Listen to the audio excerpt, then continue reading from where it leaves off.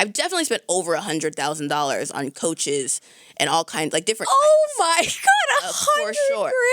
Yeah, Dude. look at the ROI. Come on.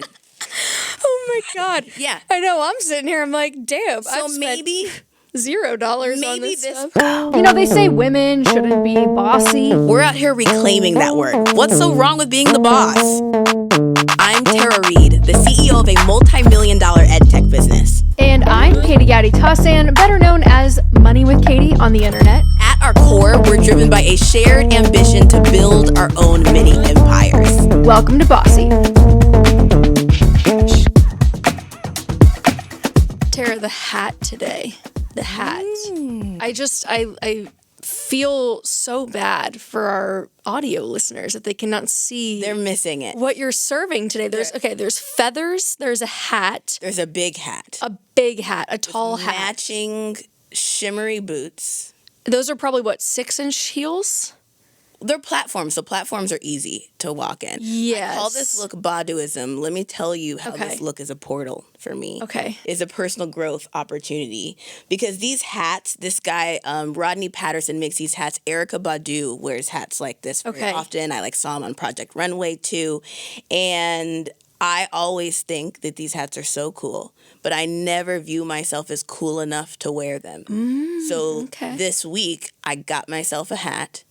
And wearing it now, and now I have no other choice but to be that cool girl that wears them. I am her now. And that's on Portals. I am her now. You know what it the reminds portal me I walk of? through. I'm her now. Is the Pharrell hat? Is that one of them? I don't know if it has the similar shape. Yeah. It's like the exaggerated bowler hat. I think is what it's exaggerated bowler hat. Maybe Essential is the name of the brand if you want a hat. Okay. Yeah. See, that's a portal that I think I'm not gonna walk through yet because I don't know that I can pull that off.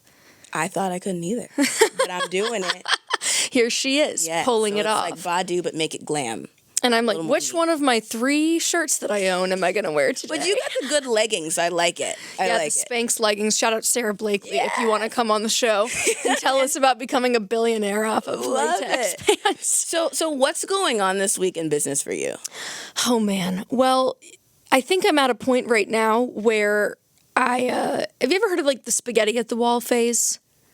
Where you just throw You're throwing stuff at the wall. Work. I think I've been in that phase for about 18 months. And I think quickly describe what the spaghetti at the wall. The spaghetti at the wall phase is like when you are, I would say, in the first couple years, maybe. I don't want to put hard limits on it, but first couple years of building something, and you're trying a bunch of stuff. Oh, you don't know what works. You're just gonna and so you're doing everything because you're like, well, I think that I'm having some moderate success with all these different things, so let me just continue to do all of them and see what sticks. Yeah. Well, the problem is that I think I had a hard time then coming back to that wall and being like, well, this piece of spaghetti is kind of dangling off. And this piece of spaghetti is making a lot of money. So let me focus more on that piece of spaghetti, right? A little work smart, not hard. Yeah. So I'm kind of taking some time next week that I'm excited about to sit down with all the numbers. And it's funny because it kind of time away from work. Yes, I'm going to take 2 full days off to just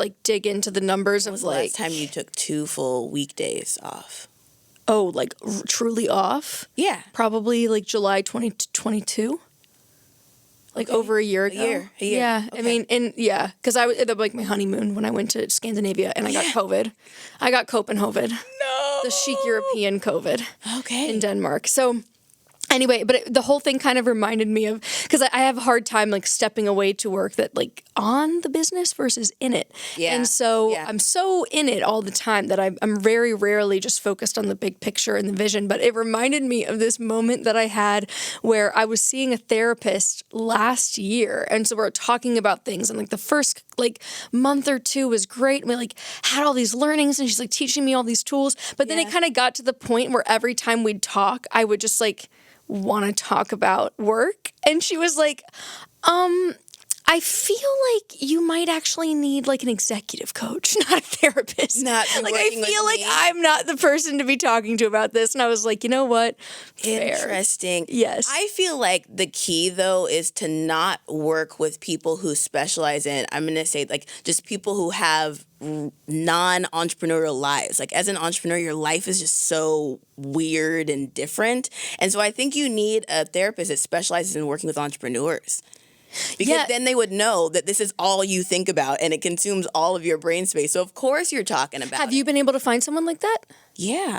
I pretty much only work with like therapists, coaches who like specialize in entrepreneurs and like the particular kind of crazy that we are. Yeah. So how did you, I wouldn't even know where to begin to start finding, were you asking for referrals? Were you like literally Googling? Do you have a therapist you like right now? I mainly find people through friends, like other entrepreneurial friends, or like when I go to like mastermind groups, when I like work with people, like they share who they're working with, and I'm like, hey, would you mind sending me an email intro? So I think and also I don't really love traditional therapy. I like hypnotherapy much better. To me, traditional therapy, like we talk a lot about what the challenges are, but I'm like, I don't want to keep talking about this. Like, what are we going to do about it? Like, I know that I'm doing this ridiculous thing. I know I have a pattern of doing it over and over again. I need it to change and not just keep talking about it. Like, I see it. I'm aware of it. I think I have a high level of self-awareness, so it's not like I don't see it. Yeah. It's just I need to change it. So, but with hypnotherapy... It sounds real woo-woo, I'm right? like, I'm skeptical. Okay. What is I'm picturing someone in front of you with like what's it called, the yo-yo swinging back and forth. You are getting sleepy. How does that actually work? That's not how it works.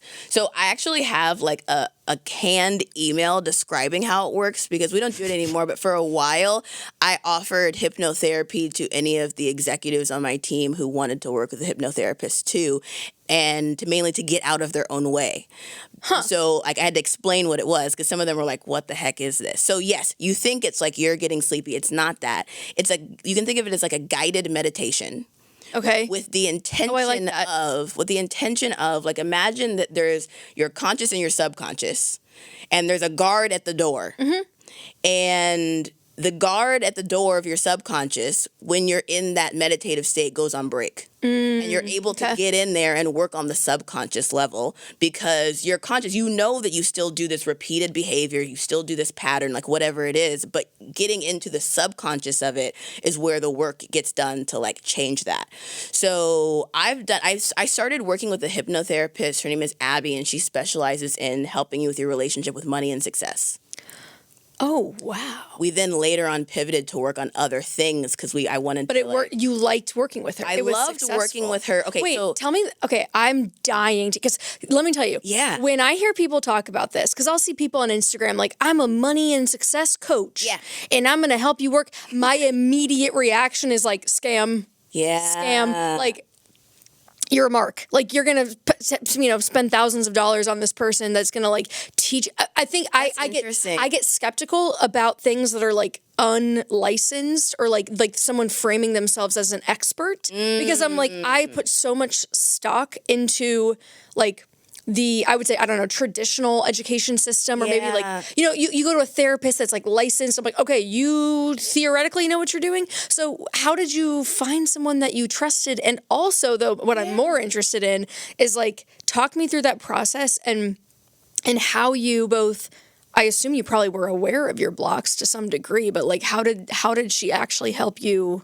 That's so funny too. I'm going to answer that, but that's so funny that you said that you look at, like, I want someone who's, what are they, accredited? They're certified? Yeah, like for one-on-one type work where it like to me feels like, I don't know. I have friends that teach meditation that are like went through the, however many hours to become a meditation teacher. But I think I just feel like your subconscious is so delicate that like it is your psychology, like you can really mess someone up if you don't know what you're doing. I also think that there's a level of the certification that I went to school for this that really fits and works inside of the box.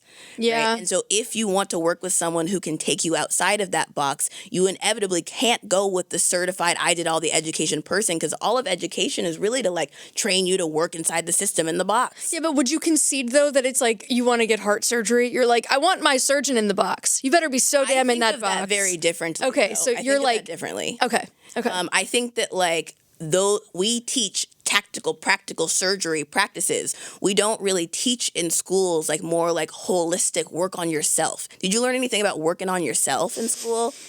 No.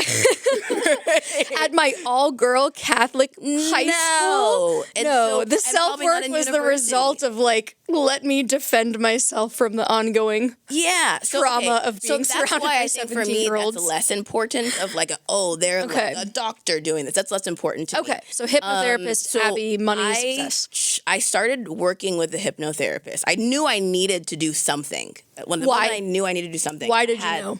I had a week in business. We had like a really successful week. This was maybe like my second year of Apps Without Code. So second business, second year. And we did like $100,000 of revenue in that week. That was really great. Yeah. And that weekend, like, had to get my nails done. But I was like, dang, I can't get my nails done because I want to get like a design on my nails and it's going to be too much money. I cannot fathom that version of you. And I heard now that I'm looking at the person sitting in front of me with her blue eyeshadow and her pink feathery top and her expensive. She was I'm different. Like, she was. I've been working on her. You clearly have been. So I knew, like, ooh, girl, that doesn't even make sense. Can you hear yourself? That makes no sense at all. $100K in a week. And I don't want to pay for the design. Nails done, right? It's like an extra, like, I don't even know, but like, I knew I needed to do something, right? I had been hearing and I'd been working with some people and coaches. I had business coaches at the time and they had hypnotherapists. And my business coach at the time recommended a hypnotherapist to me. And I couldn't sign up to work with the hypnotherapist because she cost too much money. See, now that's a doom loop, if I've ever heard one. Doom loop. I've never heard that. That's so. Wait, what's a doom loop? Doom loop is like when something goes wrong, but then like the thing that you need to fix it. It's like it causes something else that makes it worse. You just loop around, and then you spiral. I want to work on my relationship with money, so I need a hypnotherapist, but I can't get the hypnotherapist because my relationship with money is it's messed up. Yeah, yep. You were in a doom loop. I was in the loop. So I could see myself. This is actually like why hypnotherapy is interesting. I watched myself do it. I was like, oh, girl, look, you actively decided not to hire the hypnotherapist. Can you tell us how much? Can you talk about how much this stuff costs? Do you remember? I'm gonna look it up. I probably would look at it now and think that it's not that much money because I think like I've definitely spent over $100,000 on coaches and all kinds like different. Oh my God, $100,000? Yeah, dude, look at the ROI. Come on. Oh my God. Yeah, I know. I'm sitting here. I'm like, damn. So maybe $0 on maybe this stuff. Person that I first was recommended to was maybe like. Oh, this first person wasn't Abby. This first person was not Abby. Okay. Maybe that first person I was recommended to was maybe like 15 to 20K for like 3 months or something like that. Oh, see, that's like disgustingly high to me.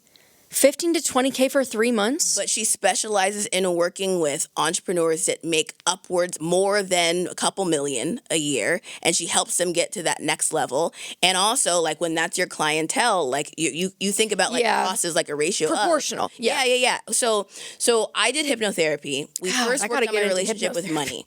I remember a specific session. So the way that it works is, like, it's not like you're getting sleepy. You just sort of, like, relax into a meditation. I can now pretty quickly like get myself into that state. Yeah, drop in, but it took some practice to get there. And then different things happen. Sometimes I imagine a version of myself, like 5-year-old Tara, who's like kind of running the show in certain areas of my life, right?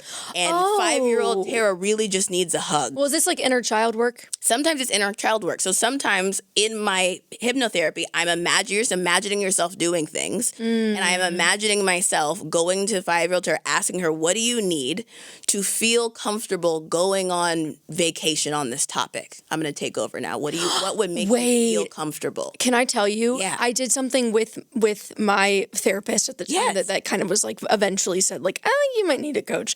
A business coach. She was like, I think you want to talk about business things that are like not what I'm here for. So But she did something with me called internal family systems. Yeah. Very similar. You get into the meditative state. You're sitting there and they're kind of like talking you through. You're like in a room and you invite these parts of yourself in. So it's this idea that you have many selves inside of you. You do. And then, but one is kind of... I've got approximately 7 versions of me. Okay, that's interesting. I only made it to 2 or 3, but well, we'll get there. But so... She had me imagine kind of the loudest, the one that's most in charge, kind of like the ringleader inside, right? And what I saw, it was actually kind of crazy because I was like, I was not expecting these things to kind of, I thought I was going to have to actively conjure them, but it was like she just showed up. She barged in the door. Ooh. And I call her my clipboard self because she's the version of me that's like up at 6. Here's the checklist. Why aren't you doing this? Here's the to-do list. Clipboard self. And so, and she's the head of all of them. Like she's keeping them all in line. She's the one that's like, okay, we're having a little too much fun. You got to rein it in. Things are going to fall apart now. Really ahead, like in charge of all of them, or if she's like the manager at the front desk. She's the manager, yeah. But the queen's in the back. Ooh. The queen's back there delegating her work. See, that's an interesting read on it because I think why it helped me and why I think the exercise in this whole internal family systems thing is interesting is because it helped me separate my true self from that aspect of my personality. Because the voices are not you. So I could detach from it. Yes. And go, well, that's not actually me. Like, that's someone that I can then have a conversation with and say, hey, I got it. Like, what are you afraid of? Why are you so obsessed with making sure this to-do list gets done? What's going to happen? Like, I appreciate you trying to help me out here, but I got it today. Like, it's good. We don't have to be frenetic. Like, that's right.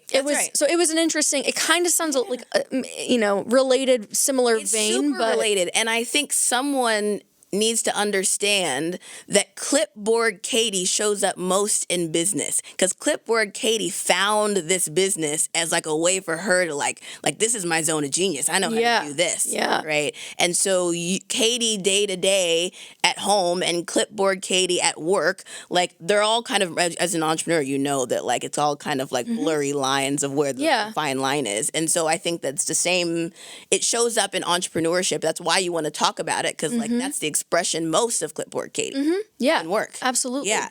So that makes a lot of sense to me. So I think in my hypnotherapy, it can be stuff like that, or it can be a little bit more abstract. So I remember a specific session where I had a huge like shift. Like I opened my eyes and things were different. Okay. Wow. And in this session, I was sort of like imagining myself in a house. And she kind of let me kind of go and imagine where I was. She was like, where are you?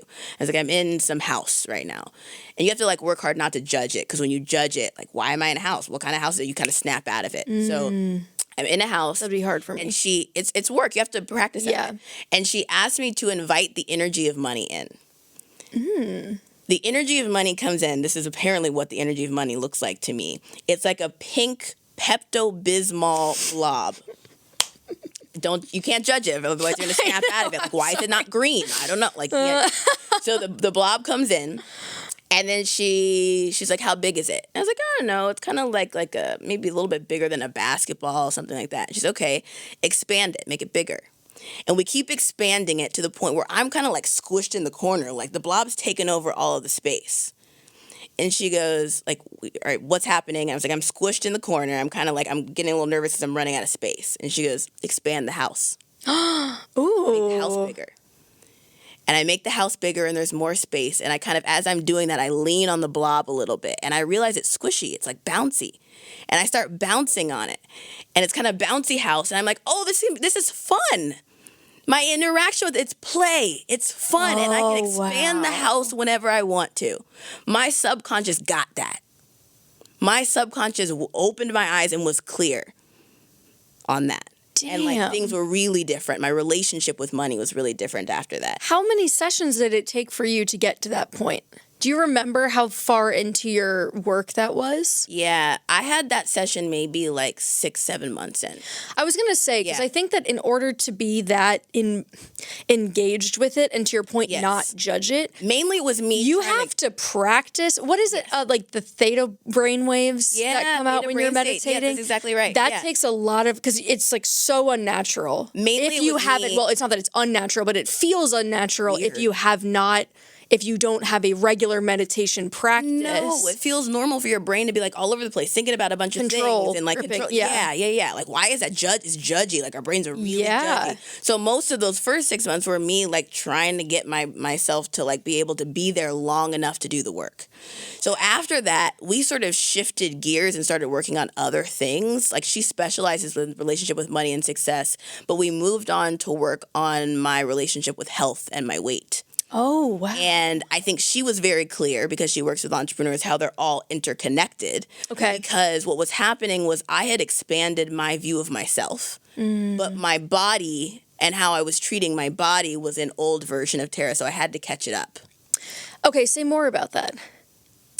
I think the connection is interesting. I gained a lot of weight in company. I have like company 1 weight and company 2 weight. It's like the freshman 15. Yeah, it was more than 15, girl. And I always had struggled with my weight. I'd always struggled with my relationship with food, because I was using food as a hug. And food's not really supposed to be a hug, but I was really using it as like a warm hug, like and that was what it was. Specifically, like, it's Jack in the Box. That Jack in the Box hug.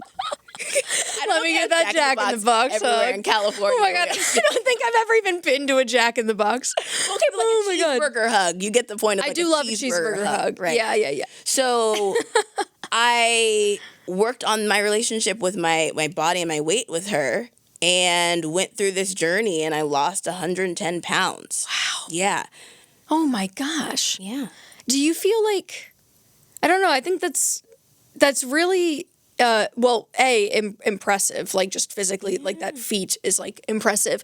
But do you think my favorite accomplishment? I'm gonna say it's so interesting to like know you now. Yeah. Because you got a bang and bod, but you're like, you're so confident in yourself. Do you feel like that was something that, like, I am a big believer in the mind-body connection. Yeah. I think that is why I love exercise, and I do different exercise for different things, but that's why I love going to SoulCycle, because I feel like it's one of the only places where when I get that endorphin rush, it like almost feels like you're on drugs. And like runners will talk about that, like runner's high. I don't get it from running, but I do get it from cycling. So and so I think I can always tell when if I'm not moving, I start to feel mentally very stuck and stagnant. Yeah. And so it's interesting to hear that it manifested itself in your life that way, and how you felt like, tell me more about that moment of like that realization. And I'm curious if you felt like, in order to evolve or self-actualize, however you want to phrase it, I need my body to match the way I feel on the inside. No, I think what it really was actually, I had grown a lot first, and there was just this growing dissonance between the two, and my view of myself was expanding to the point where I couldn't stand the dissonance anymore. Wow. And there were things that were popping up. I kind of started going on this journey. So the first thing I did, even before I lost weight, and started that, was like challenge my relationship with my glasses, because I felt like, for me, I felt like my glasses were A, part of my brand, and B, I was not as beautiful without glasses. And I wouldn't get LASIK because I was like, I convinced myself all these things of like, I'd rather have them. So the glasses journey actually was like the first thing of like me sort of viewing myself differently. And I know that like that's not everybody's relationship with their glasses. I know, I'm like, Warby Parker, come through as a sponsor. I freaking love my glasses. Yes, my relationship with my glasses was different, right? And I think I wasn't as aware of it, but once I kind of got a little bit of awareness to it, I started like, let me tackle that, right? And then with my weight and my health, I had wanted to get help, and I had my whole life worked on things. So I had weight loss surgery. They essentially just like make your stomach smaller. Wow. I think most of that surgery has a really low success rate, because it doesn't stop you from putting food in your mouth behavior and stomach stretch. Right. So almost most people who have that surgery just stretch their stomach back out. Ooh. And so I was like, I need to work on it in my head first, so that I have a different relationship with the food. And so we started the hypnotherapy way before I had that surgery. What keeps coming up for me as I'm listening to you say this is how we were talking the other day about how because this was all brought on by running your own business, right? Do you think that any of these things would have happened had you been... Not a damn It thing. is, that's the Not mirror. a damn thing. That's the mirror that makes you go, wait a minute. Any of these things without Who the is mirror that? of entrepreneurship putting me in the personal growth gym. Personal growth. Yes, the personal growth gym. You were talking about this to me the other day. Getting how reps you're like, I'm in there. I'm working. I need to be around other people that are in the gym. Yep. Okay, so that's okay. What I really, you said something earlier that I want to go a little bit deeper onto about. You said you were in a mastermind with people, and that was how you got the referral to Abby. I've been in a bunch of masterminds, a bunch of coaching, all sorts of stuff like that. Yeah. Okay, the mastermind and the business coaching are another area where I'm like, I think you ever see on Instagram like the business coaches who coach other business coaches so that they can coach business coaches? Yeah. I'm like, that's an MLM. Like that feels pyramid schemey to me. So I'm like, again, I'd have a hard time identifying who actually is worth the money and the time. Yeah. You know what? Can you tell me a bad experience actually? Like, will you give me an example of like a not good? You paid money for something and you ended up being like that was wasteful. So I think in general, it's pretty rare that I will pay for something and not make sure I get what I needed from the thing. So I've had experiences where I like didn't stay in the mastermind. Yeah. For sure. Like I was in a mastermind called War Room. And War Room, there's a company called like Digital Marketer. I don't think War Room is around anymore. But there's a company called Digital Marketer that has like a mastermind. And there's an income minimum. I think there's probably not many people in there who are making less than $1 million a year. Personally or their business? Their business. Okay. Their business. I think someone would be pretty dumb to on paper on taxes make $1 million a year. You should not do that. Oh, I'm trying to be dumb. No. I'm trying to make $1 million. No. I think like, no, please. Catch me out here being dumb. Just fun to know. No. Okay, but you said it was not good? Not a good experience? Okay. I signed up for that mastermind because I realized that I was not in enough rooms with white business boys. You wanted to be in room... And there is a confidence of white business boyness that I wanted to step into. I wanted to see close up and personal, and I wanted a little bit to rub off on me. That's my favorite. A little shoulder. A little bit to rub off. Yeah. There's like the saying. And so like, I was willing to pay to be in the room to have a little bit of that rub off on me. And I think there is value in paying to be in the room.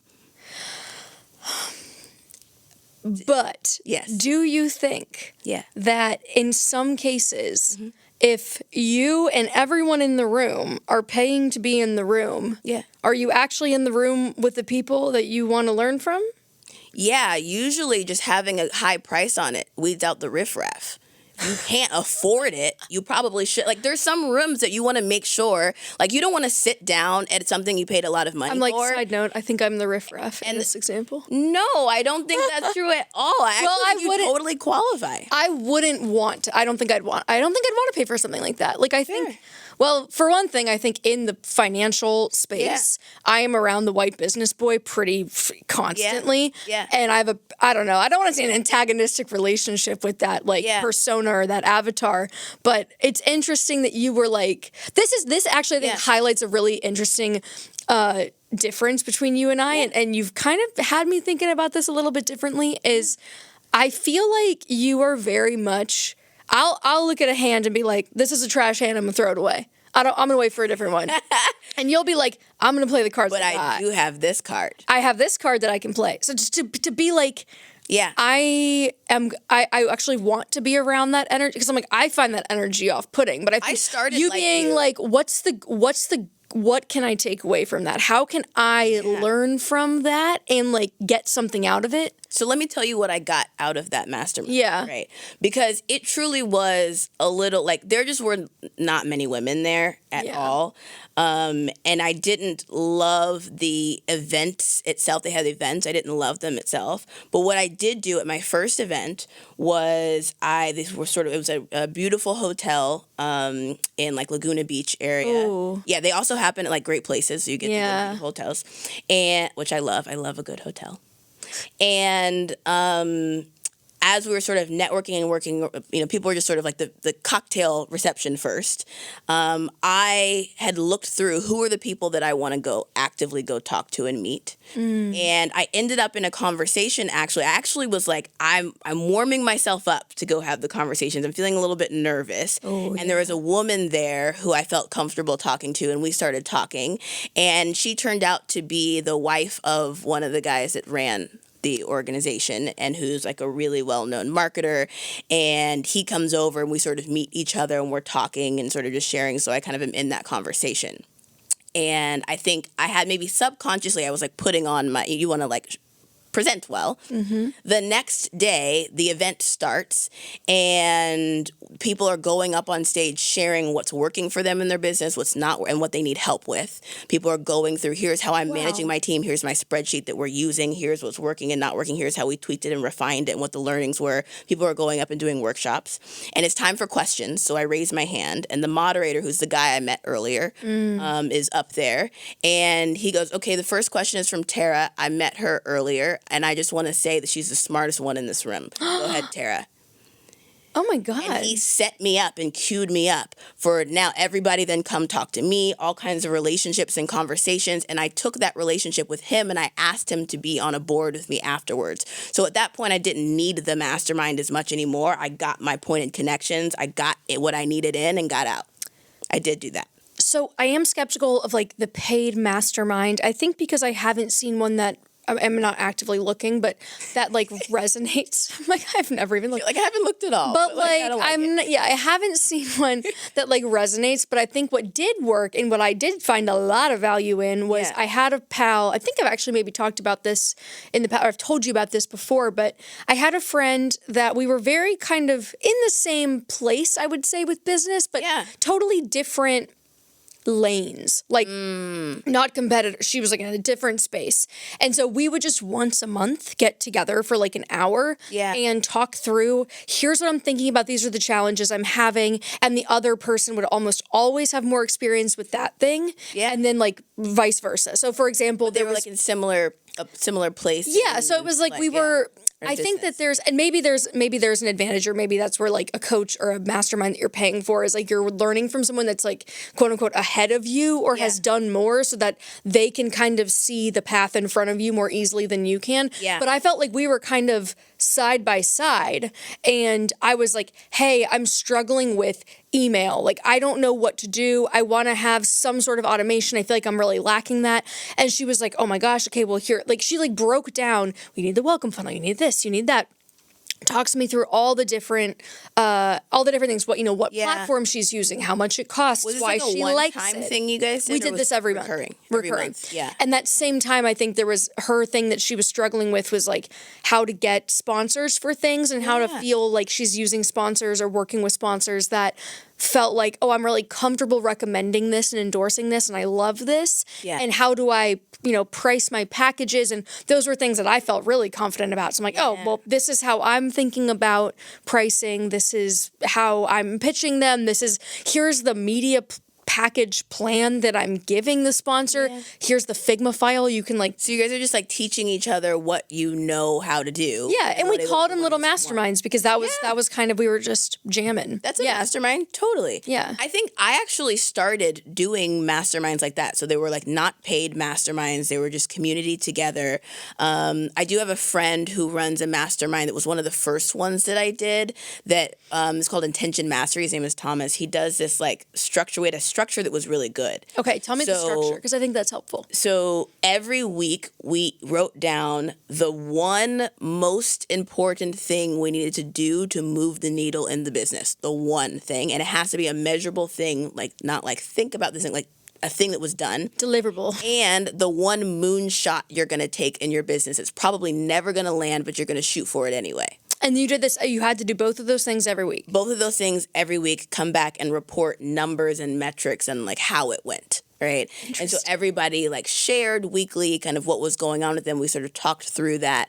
And I think it popped up opportunities where you can see where someone needs help for something and maybe you know how to do that thing so you can help each other and work with each other.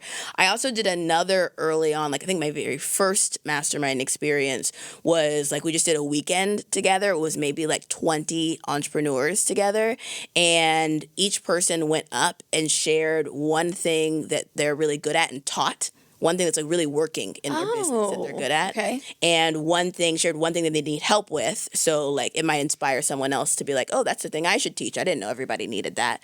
And when you say one thing you need help with, you sit up on the hot seat and the whole team takes turns helping you and giving you ideas, and here's how we structure it, here's what didn't work for us, etc. So it was like larger community, but like you're on the hot seat. Okay, that's interesting. Yeah. I think you know what this is reminding me of is I guess technically it was kind of a paid mastermind type program or like an online. Oh, look, there it is. But there it is. Here's the caveat. Yeah. I did not pay for it because it was like a scholarship thing. Why is it so important to you that you not pay for growth? Bro, I don't know. I think it's because sometimes I feel skeptical that I'm like me dumping a bunch of money into something is going to translate to like, I feel skeptical that someone else has the answers.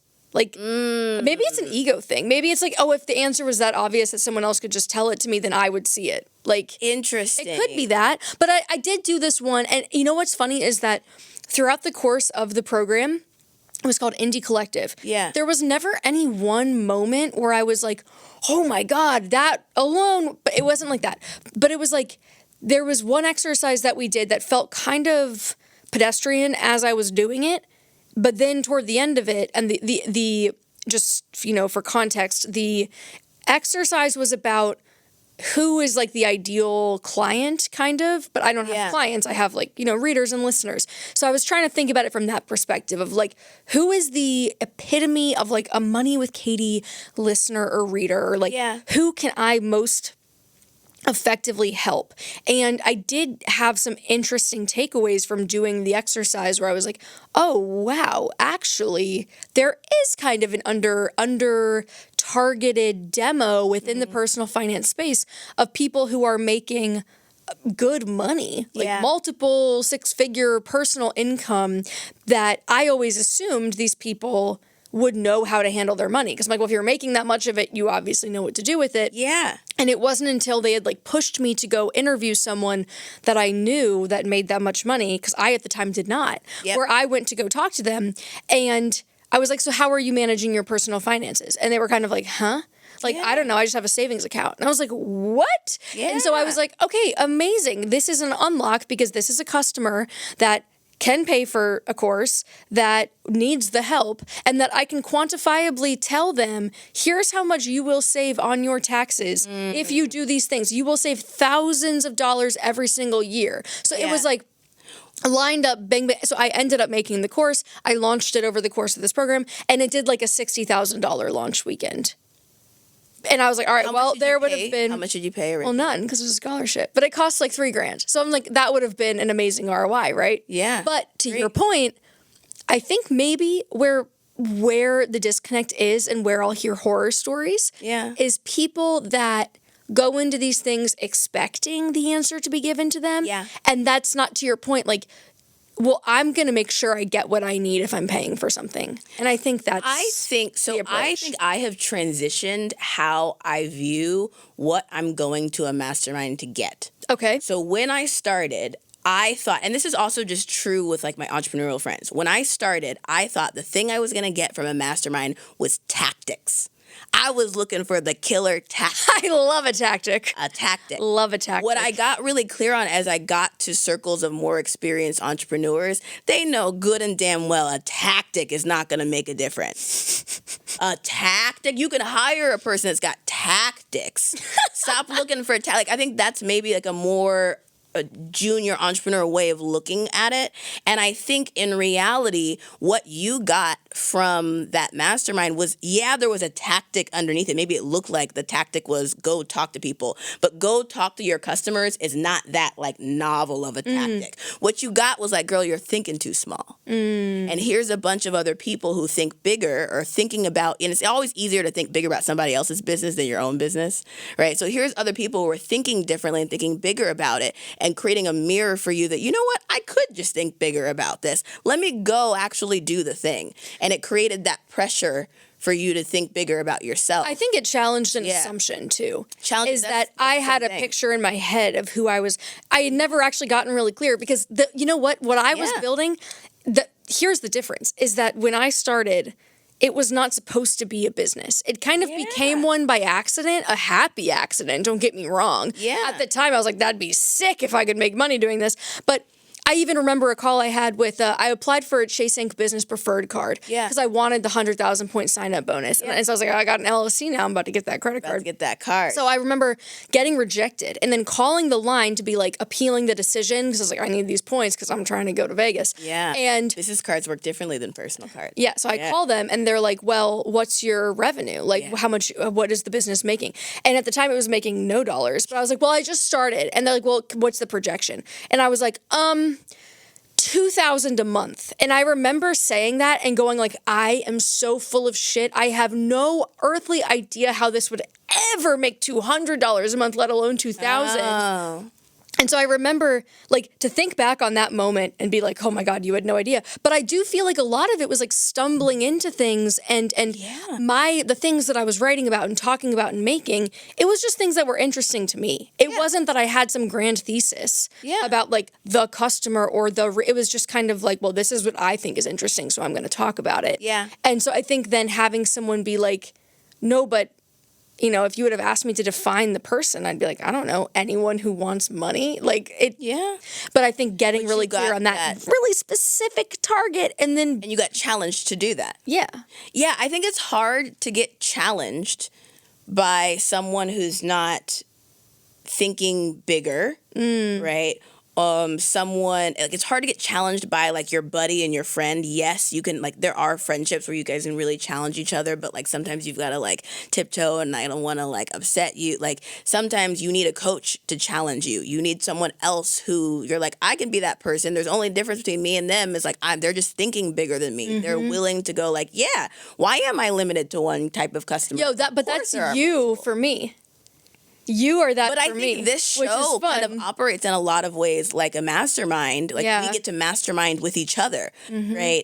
But I think sometimes you don't always have on deck that friend that like gives you that view and that mirror, and sometimes you have to go get it. And sometimes you did have friends like that, but kind of the relationship has morphed and changed, and you got to go get at the next level new ones. And so I think creating some sort of structure for that to have it, as opposed to like, well, I'll just wait until that person arrives at me. Like, no, we don't have time. I got to grow. Do you have people though in your life that were doing this? Like, I think that's another hang up is that I don't really have close friends. Yeah. And that part of that's my fault. I'll own that, where like I haven't nurtured the relationships. Yeah. But like, I think there's a lot to be said for having friends that are doing something, are in the personal growth gym, if you will. On the gym. And you can kind of see how things are changing for them. Yeah. And almost in real time be like, oh, okay, well that hypnotherapy worked for so-and-so, so like, let me give that a spin. Yeah, I had a friend, Danielle, and I had this really interesting experience because I actually started off with a lot more of your stance of like, I'm not paying for shit. Yeah. You want me to pay what for a mask? Like, no way, I'm not doing that. So that was my stance.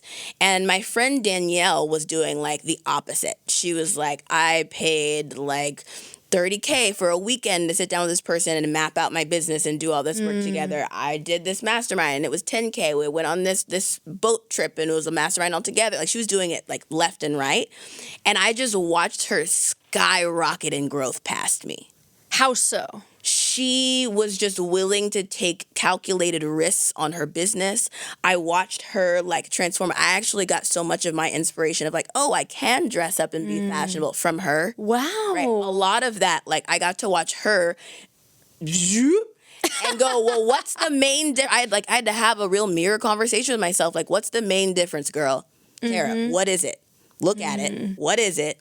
She's willing to invest in her own growth. Okay. She's willing, like, business tips growth and also, like, the personal growth, because there's really not that much difference between, like, it's so interesting to me that your therapist said that. Like, I think you should be doing separate pursuits, because there's really not that much difference between your therapy, personal growth, and your business. So she was like, are you familiar with Lacey Phillips?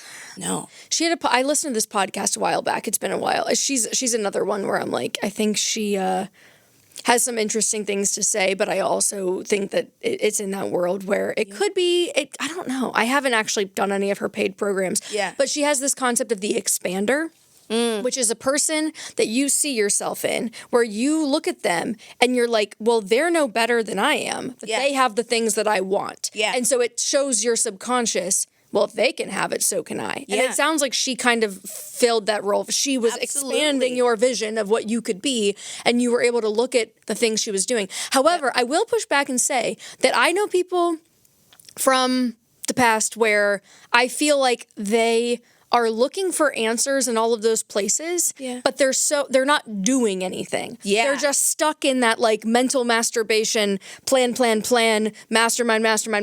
But they're not actually like taking action. And that so, like, is super common. That is super common that you like go to the thing. So this is like a known pitfall. Known.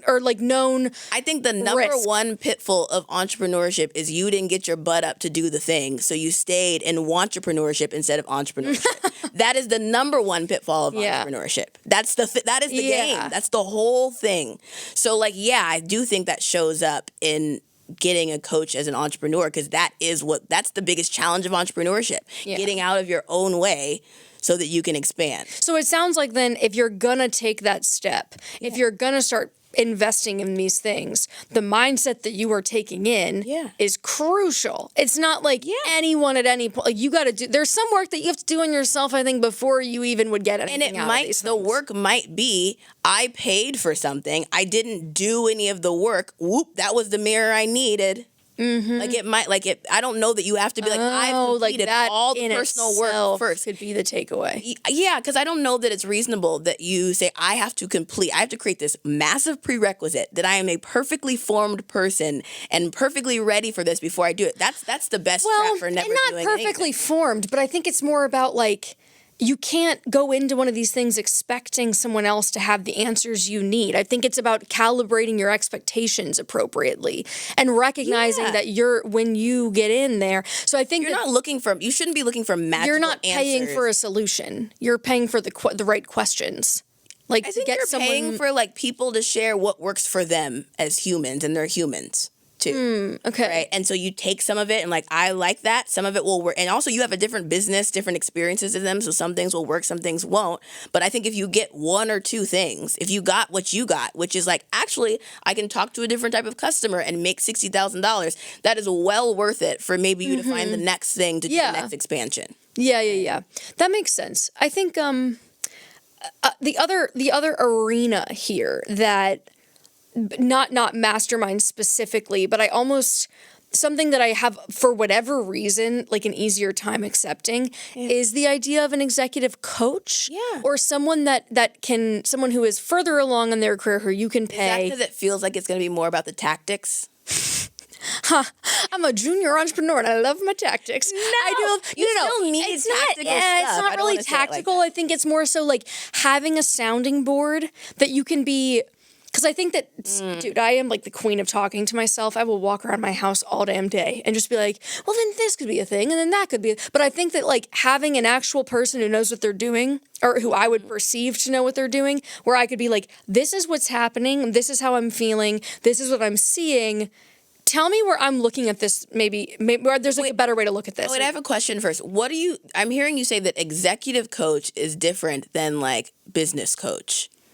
What's the difference? I think to me the difference is that when I hear executive coach, I picture someone like in a suit at Microsoft, and when I hear business coach, I picture like a 22-year-old on Instagram who's like, I have a Canva aesthetic and like I'm calling myself, because there's no barrier. Like anyone can be like, I'm a business. You could write executive coach on your LinkedIn too. Yeah, I think it's like a jargon difference to me. But would you want to hire a coach that's got the blazer and like, I love a blazer from that works at Microsoft for you now? I would be more trusting, I think, of someone that has worked with big organizations. Now, whether tell you how to run your team, that's the worst thing possibly you could do. People who've only worked at big organizations have no idea how to run a small team. But wouldn't the assumption be that if they know how to do, if they can get a big organization, like it should be like easy to scale back down? Hell no. Why not? Hell no, because they'll be like, okay, Katie, here's the first plan. Please enlist your whole humongous team to do these things. And you're like, I don't have that team. We have like 5 people. What are you talking about? Okay. So well, I don't know any other way to do that. So what we need to do is we need to find the consulting agency. You're like, consulting agency? I don't have that kind of budget. McKinsey. We need McKinsey. And you're like, that's when you work at big companies and then go work at small companies, it's really clear that these are totally different skill sets. Yeah. And the transition from small to big, like the executive coach that I've worked with, like he took a company from 3 million to 80 million.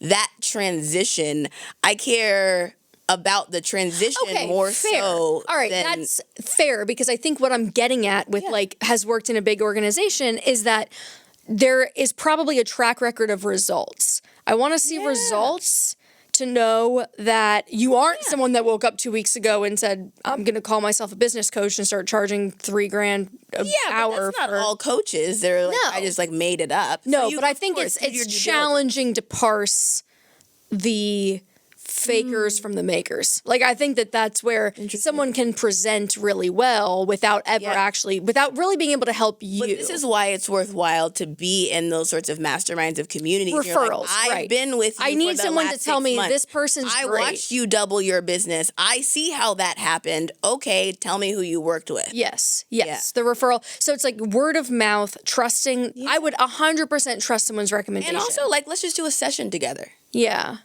Like just start, like you don't have to like jump right in with like a year-long commitment. Like, let's do a session together. My coach, we did a full session together, like before we even like he gave me a ton of value, and I was like, great, I think it's a good alignment fit just in our first conversation. Okay. Yeah. And so what has been like the high and low of working with them? Oh, okay. I'm hitting Tara with a Tara question. Yeah. This is how she frames it to get people to give her number one constructive high feedback. By the way, I learned that from one of my first masterminds. I told you, like, you picked the most important thing. We also shared the number one high and the number one low, and I realized it was, like, of your week, and I realized it was such a good way to get people to think get myself to think concisely about what was the number one high from this week and the number one low from this week, instead of me being frazzle-brained about a bunch of stuff. Oh, and not just concisely, but to actually, I've seen you use it when you want feedback and someone's just telling you positive things. And so you'll frame it in that way. Yeah, I want to know the low too. No, but I'm asking you for the constructive piece. And I think that when you frame it in that way, it gives somebody the opening that they need. So I'm going to give you the opening. Okay. What's been the high and the low? Okay. So I would say number one high. Ooh, it's hard. There's a lot of highs. I think help shaping my team around me and what I needed. Which sounds broad and not a tactic. Right. There are some tactics in there, but I think the most important thing was to hear from someone who has their own zones of genius and who's had experience hiring other executives under them to fill those gaps and sort of how they did that. That I think has been the most helpful. We're going to do an episode on this. Hiring. Delegating for sure. Because I think the result is that, like, I've been able to take more time, like, back from the business because I now have the right people in place. And there were some tactics that he gave to me. There was, like, a Notion document of exactly how to do it. But frankly, like, I only really did pieces of that. I did what worked for me. And was that even on your radar prior to working with it? Like, did that even occur to you as being something that was holding you back? Or did Not really. Okay, so there was I think so. This is where I'm saying saying, like, it's about people being able to, the value is people pointing out your blind spots, not necessarily giving you the tactic you were actively looking for. So he made a comment to me. I was talking about my team and I was like, I kind of have to get them to like figure this stuff out. And he was like, okay, let's do that. And also we're going to have to get you some thought peers. And I thought, like, thought peers. Like, what do you mean by that? What in the Tim Ferriss? What in the Tim Ferriss? And what he meant was people on your team who are like, can operate almost in like a co-founder energy of like, let's figure this out together. Not that are like operating like you tell me what to do, but are true thought peers about, here's what I think the future of the business is. Like, yeah, my job is like running marketing. Here's my vision for the future. And let's riff together as if we're thought peers and they're bringing an equal amount to the table. Right? I wasn't necessarily looking for that level of thought peers. Does that make sense? It does. And it reminds me a little bit of when you had mentioned before that you had this idea in your mind of like what the person in charge needs to be. Yeah. And so I think that they're similar to the ego comment I made earlier. I'm almost making this connection now of like you feel like you're the one that needs to have all the answers and no one else could possibly have those answers. Yes.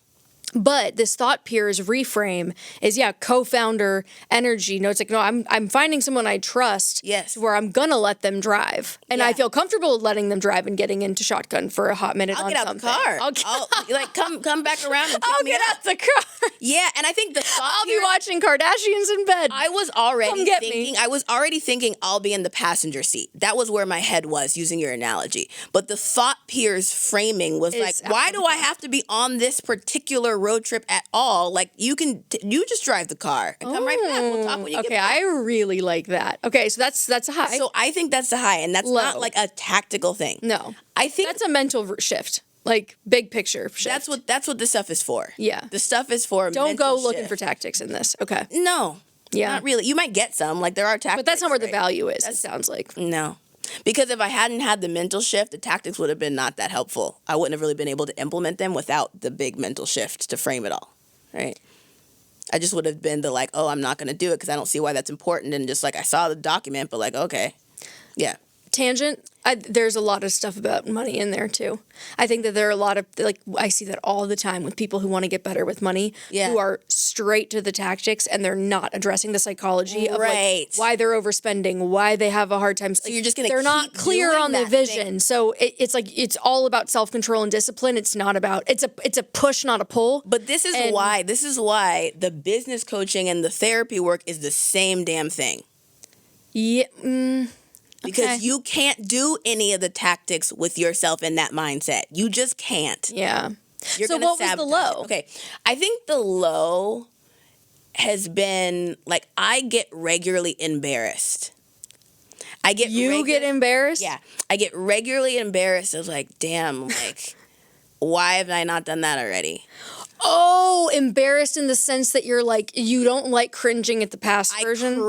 I cringe at the current version because we gotta like at the time we have the conversations, like, it's current version. Yeah. And I'm in this stress about this whole thing, about like something going on in the team, and he'll say something like, okay, let's back up for a second and talk about what your team and who are the 20% of people that are causing 80% of your stress right now.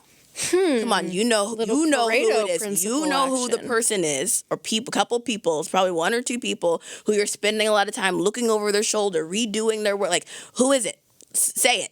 And it's a word. Like, it's like so easy for me to say, and I'm like, dang, like, I'm not doing a damn thing about this right now.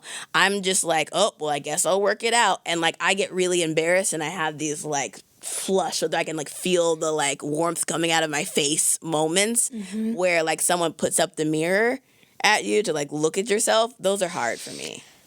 You know, I agree, but I think in a different way, in the sense that like all of my past hot takes and beliefs and everything are all like public on the internet and like in this just chronicled backlog. So sometimes I'll see things I used to, and I'm like, yeah, I'm cringing. I am. But the current version thing is interesting because I think that it almost surprises me, though, to hear you say that, because I feel like you're very much about the reps in the gym. And so it's funny it's like a human moment of being like, looking at yourself and being like, oh God, I can't believe I'm doing this. Or like, I can't believe that I'm like actively making this mistake and that I didn't see it.